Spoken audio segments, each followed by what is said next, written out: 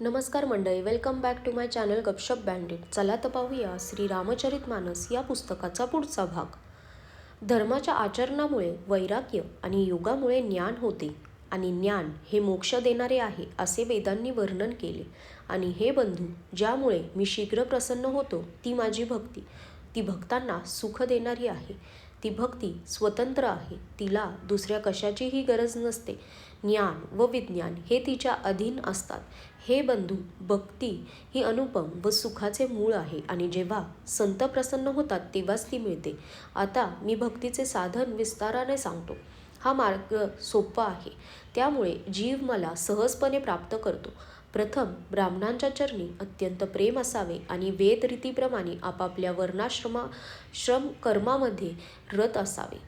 याचे फल म्हणून मग विषयांपासून वैराग्य येईल. वैराग्य आल्यावर माझ्या भागवत धर्माबद्दल प्रेम निर्माण होईल. तेव्हा श्रवणादी 9 प्रकारच्या भक्ती दृढ होतील आणि मनात माझ्या लीलांविषयी अत्यंत प्रेम उत्पन्न होईल.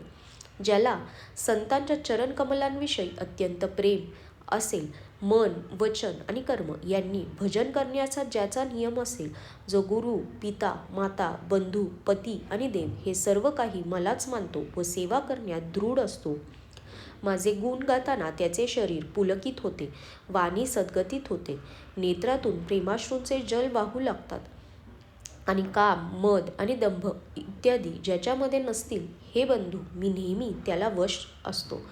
जो काया वाचा मनाने मला शरण आहे आणि जो निष्काम भावाने माझे भजन करतो, त्याच्या हृदय कमलामध्ये मी नित्य विसावा घेत असतो. हा भक्तियोग ऐकून लक्ष्मणाला अत्यंत आनंद झाला आणि त्याने प्रभूंच्या चरणी मस्तक ठेवले. अशा प्रकारे वैराग्य, ज्ञान, गुण आणि नीती समजावून सांगत काही दिवस गेले. शूर्पणखा नावाची रावणाची एक बहीण होती, जी नागिनीसारखी भयानक आणि दुष्ट मनाची होती. ती एकदा पंचवटीत गेली आणि दोन्ही राजकुमारांना पाहून कामासक्त झाली.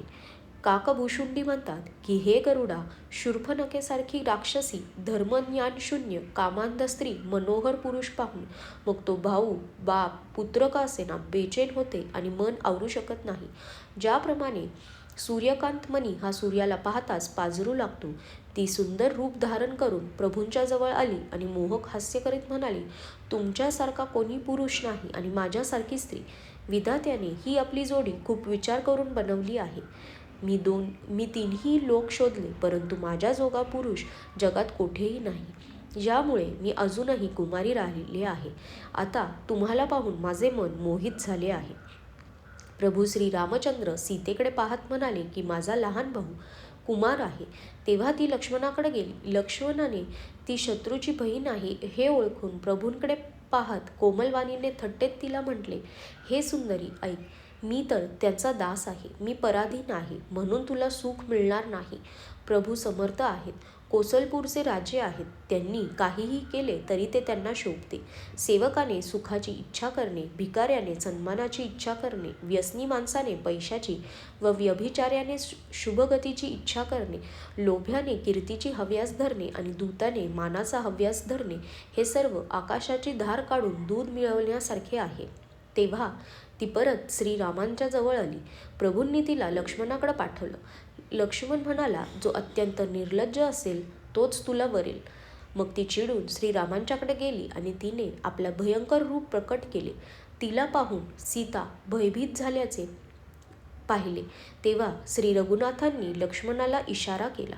लक्ष्मणाने मोठ्या चपळाईने तिचे नाक व कान कापले, जणू त्याने तिच्याद्वारे रावणाला आव्हान दिले. नाक कानांविना ती भयंकर दिसू लागली. काळ्या पर्वतातून कावेचा प्रवाह वाहावा तसे तिच्या शरीरातून रक्त वाहू लागले. ती विलाप करीत खर दूषणे यांच्यापाशी गेली आणि म्हणाली, बंधूंनो, तुमच्या पौरुषाचा धिक्कार असो, तुमच्या सामर्थ्याचा धिक्कार असो. त्यांनी विचारल्यावर तिने सर्व सांगितले. ते ऐकून राक्षसांनी सेना सज्ज केली. राक्षसांच्या झुंडीच्या झुंडी धावून गेल्या. त्या जणू पंखधारी काजळाच्या पर्वतांच्या झुंडी दिसत होत्या. ते अनेक प्रकारच्या वाहनांवर बसलेले व अनेक आकारांचे होते. ते अपार होते आणि अनेक प्रकारची असंख्य भयंकर शस्त्रे त्यांनी धारण केली होती. त्यांनी नाक कान कापलेल्या अमंगल रूपिणी शूर्पणखेस पुढे केले. अगणित भयंकर अपशकुन होत होते. परंतु मृत्यूच्या तोंडी असल्यामुळे त्या सर्वांनी त्याची पर्वा केली नाही. गर्जना करीत, ललकारत आणि आकाशात ते उडत होते. सेना पाहून योद्ध्यांना फार हर्ष वाटत होता. कोणी म्हणत होता की दोघा भावांना पकडा, पकडून मारून टाका आणि स्त्रीचे अपहरण करा. आकाश धुळीने भरून गेले होते. तेव्हा श्रीरामांनी लक्ष्मणाला बोलावून सांगितले, राक्षसांची भयंकर सेना आलेली आहे. जानकीला घेऊन तू पर्वताच्या गुहेमध्ये जा. सावध राहा. प्रभू रामचंद्रांचे बोलणे ऐकून लक्ष्मण हातांमध्ये धनुष्यबाण घेऊन सीतेसह निघाला. शत्रूंची सेना जवळ आल्याचे पाहून श्रीरामांनी हसून कठीण धनुष्य सज्ज केले. कठीण धनुष्य सज्ज केलेले व शिरावर जटा बांधलेले प्रभू असे शोभत होते की पाचूच्या पर्वतावर कोट्यवधी विजांबरोबर 2 साप लढत आहेत. कमरेला भाते बांधून विशाल भुजांमध्ये धनुष्यबाण सज्ज करून प्रभू श्री रामचंद्र राक्षसांकडे पाहत होते. जणू उन्मत्त हत्तींची झुंड पाहून सिंह त्यांना पाहत होता. पकडा, पकडा असे ओरडत राक्षस योद्धे मोठ्या वेगाने धावत आले. त्यांनी श्रीरामांना चोहीकडे घेरले. ज्याप्रमाणे बालसूर्य एकटा आहे असे पाहून मंदेह नामक दैत्यांनी त्याला घेरावे. सौंदर्य, माधुर्य, निधी असलेल्या श्रीरामांना पाहून राक्षसांची सेना थक्क झाली. ती त्यांच्यावर बाण सोडू शकली नाही. मंत्र्याला बोलावून खर दूषण म्हणाले, हा राजकुमार कोणी मनुष्यांचा भूषण असावा. जितके म्हणून नाग, असुर, देव, मनुष्य आणि मुनी आहेत त्यापैकी कितीतरी आम्ही पाहिलेले आहेत, जिंकलेले आहेत आणि मारून टाकलेले आहेत. परंतु सर्व बंधूंनो, आम्ही जन्मात कधी असे सौंदर्य कोठे पाहिले नाही. जरी याने आमच्या बहिणीला कुरूप केले असले तरी हा अनुपम पुरुष वध करण्याजोगा नाही. लपवलेली तुमची स्त्री आम्हाला ताबडतोब द्या आणि तुम्ही दोघे बंधू जिवंतपणे परत जा, असा माझा निरोप त्याला सांगा आणि त्याचे उत्तर घेऊन लगेचच परत या. दूतांनी जाऊन हा निरोप श्रीरामचंद्रांना सांगितला. तो ऐकून श्रीराम हसून म्हणाले, आम्ही क्षत्रिय आहोत. आम्ही वनात शिकार करतो व तुमच्यासारख्या दुष्ट पशूंना शोधत असतो.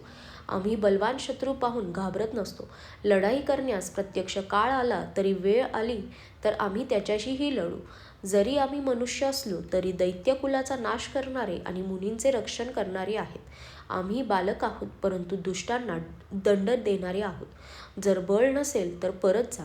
युद्धामध्ये पाठ फिरवण्याला मी मारत नाही. रणामध्ये येऊन कपटकारस्थान करणे आणि शत्रूला पाठ दाखवणे हा फार मोठा भित्रेपणा आहे. दूतांनी परतून लगेच सर्व गोष्टी सांगितल्या. त्या ऐकून खरदूषण यांचे पित्त खवळले. खरदूषण भडकले. ते म्हणाले, पकडा. ते ऐकून भयानक राक्षस योद्धे बाण, धनुष्य, तोमर, शक्ती, बर्ची, कृपान, परीघ आणि परशु घेऊन धावले. प्रभू श्रीरामांनी प्रथमतः धनुष्याचा कठोर, घोर व भयानक टणकार केला. तो ऐकताच राक्षस बहिरे व व्याकुळ झाले. त्यावेळी त्यांना शुद्ध राहिली नाही.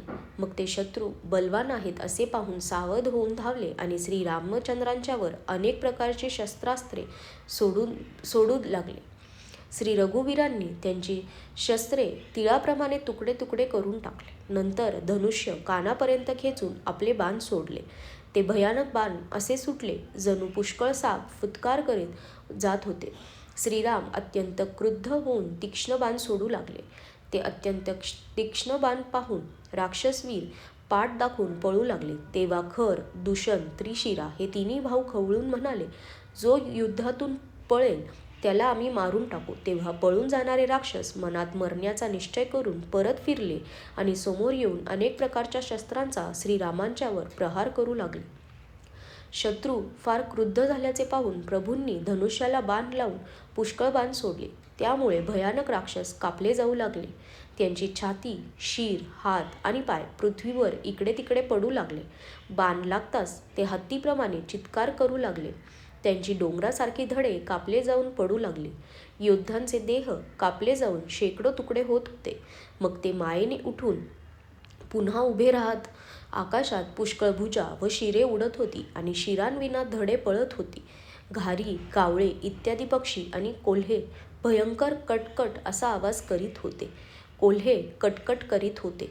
भूते, प्रेते, पिशाचे मुंडकी गोळा करीत होते. वीर, वेताळ मुंडक्यांवर तेल मुंडक्यांवर ताल देत होते आणि योगिनी नाचत होत्या. श्री रघुवीरांच्या प्रचंड बाण राक्षस योद्ध्यांची वक्षस्थळे, भुजा व शिरांचे तुकडे तुकडे करून टाकत होते. त्यांची धडे जिकडे तिकडे पडत होती.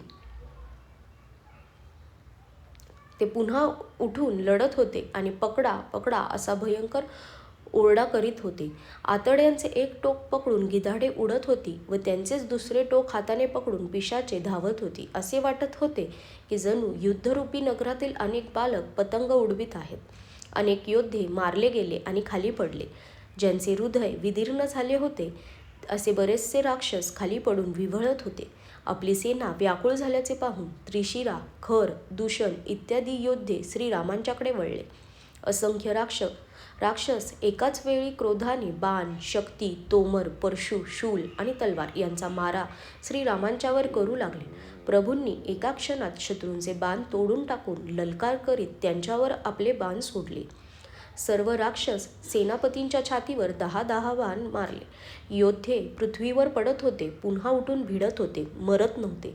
पुष्कळ प्रकारची मोठी माया करत होते. राक्षस 14,000 आहेत आणि श्रीराम एकटे आहेत हे पाहून देव व मुनी भयभीत होऊन पाहत होते.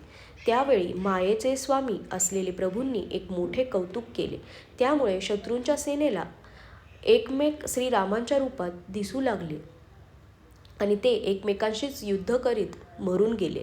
सर्वजण हाच राम आहे, याला मारा अशा प्रकारे राम राम म्हणत देह सोडत होते आणि त्यांना मोक्ष मिळत होता. कृपानिधान श्रीरामांनी असा उपाय करून क्षणभरात शत्रूंना मारून टाकले. देव आनंदाने फुले उधळू लागले. आकाशात नगारे वाजू लागले. मग ते सर्व स्तुती करीत अनेक प्रकारे विमानात बसून निघून गेले. आजच्यासाठी धन्यवाद.